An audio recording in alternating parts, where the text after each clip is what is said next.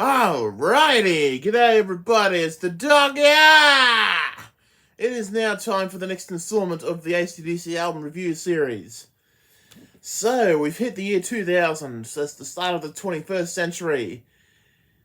And I was 6 years old at the turn of the millennium, and we had a lot of things to look forward to that year, including the Sydney Olympics, but of course, in 2000, AC/DC released their next album, Stiff Upper Lip. Recorded between July and October of 1999. I believe this was released at the very end of February 27th or 28th. I don't exactly remember the date. This was to have been produced by Bruce Fairbairn, who produced The Razor's Edge, but he passed away in May of 99, so instead the lads turned to their big brother George Young for the first time since Blow Up Your Video, and he is the producer of the album. We've got 12 tracks. Let's start off, of course, with the title track, Stiff Upper Lip. Nice medium flowing rocker that certainly shows itself to be a great one. Should have been played live a little more after 2002 or 2003 when they toured for their 30th anniversary.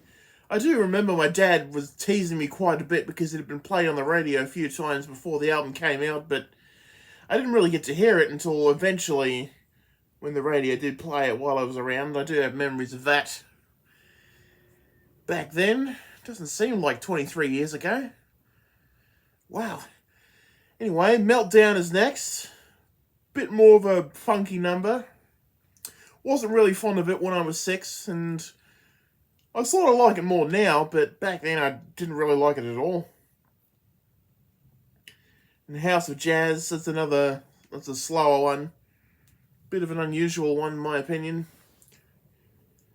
But it's a lot better than some of the ones that are to come. I think some of the ones on there are a bit weird at times. I mean, Hold Me Back, which is the fourth one, bit too much snare drum, not enough of the rest of the kit. Don't know why that was very heavily snare based. Don't know what Rudd was thinking or whether or not this was the idea of Malcolm and Angus.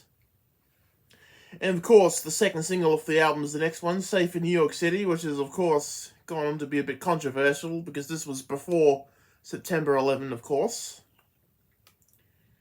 Bit of a fast number. I think it's the fastest song on the album. And definitely works well for radio, but of course a bit too sensitive by the time 2001 came around. And Can't Stand Still definitely has Angus written all over it. Just love the chorus line, from morning till midnight, you know I can't stand still. And of course that Inside one on the cassette release, which as previously discussed in other videos was not released as a cassette here, only on CD. And up next is Can't Stop Rock and Roll, which is clearly the blatant truth. This is probably I think this is the slowest song on the album. I think this one should have been played live. It would have worked well alongside Rock and Roll Ain't Noise Pollution. This I like to think of that one as a sort of sequel to Rock and Roll Ain't Noise Pollution, but I guess they didn't want to do it live, which is a shame though. And Satellite Blues is the next one, which was the third single off the album. There's a few recordings of it live getting around on YouTube, and I think that's another one that should have made a few more appearances, but it's all good. And Damned, I think this one's actually the slowest. I think both it and Can't Stop Rock and Roll are about the same tempo. I think, not so sure. It's a bit slower, bit heavier at times. Got a great intro. Got some of the best lyrics in the entire album, in my opinion. And Come and Get It, well, it's 6 years old, you know. I always thought of that as more of a summons to the dinner table, but now that I'm much older, I realise there's actually something completely different. But we'll not go into details about that. We've got 2 songs left. All Screwed Up, which is the 11th song on the album. Probably the best riff on the entire album, even if the lyrics are a bit silly at times, but they are what they are, and it's my favourite from the album, and I kind of wish they did play this one live. But never mind. And we finished the album with Give It Up, which starts off with just Phil drumming the intro and a riff that's sort of similar to Satellite Blues, but not entirely the same though. Remember, that used to confuse me a lot back when I was young, so, you know. All in all, 12 good songs. I know a lot of people aren't overly fond of it, but I do know a lot of people do like it, but definitely for me, I have to give this an 8 out of 10. It shows that AC/DC can certainly still rock in the year 2000, and they can still rock in the year 2023, because tomorrow, the band will be playing their first gig since 2016.